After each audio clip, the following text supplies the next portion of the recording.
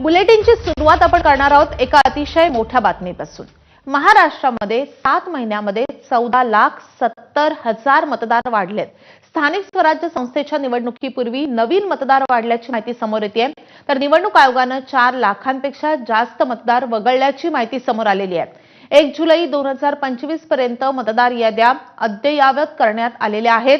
महाराष्ट्रामध्ये एकूण मतदारांची संख्या 9,84,00,000 पोहोचली आहे। विधानसभा निवडणुकीनंतर एकूण 18,80,000 मतांची भर महाराष्ट्रामध्ये पडलेली आहे। विधानसभा निवडणुकीनंतर या सगळ्या मतांची भर पडल्याचं समोर आलेलं आहे।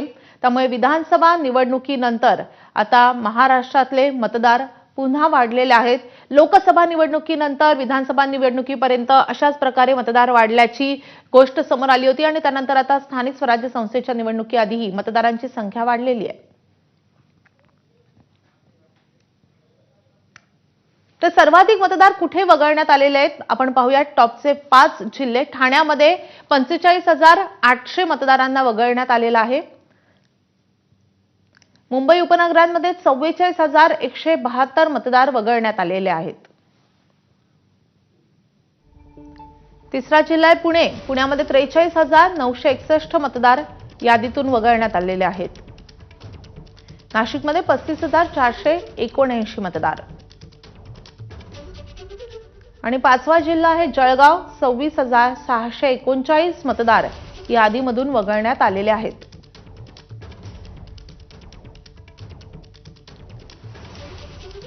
आता सर्वाधिक मतदार वाढलेत कुठल्या जिल्ह्यांमध्ये ते पाहूया। तर ठाण्यामध्ये 2,25,866 मतदार वाढलेले आहेत।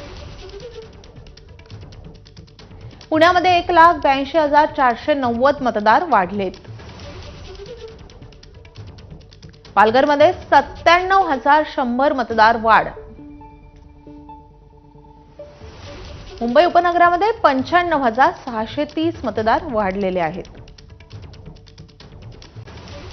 आणि नागपूरमध्ये 70,693 मतदारांची भर पडलेली आहे।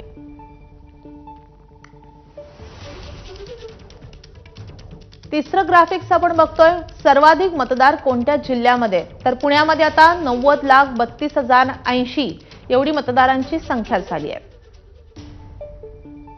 मुंबई उपनगरामध्ये 77,81,728 मतदार। ठाण्यामध्ये 74,55,205 मतदार आहेत। नाशिकमध्ये 51,28,974 मतदार झालेले आहेत आणि 5वा जिल्हा आहे नागपूर। नागपूरमध्ये 45,96,960 इतकी एकूण मतदारांची संख्या झाली आहे।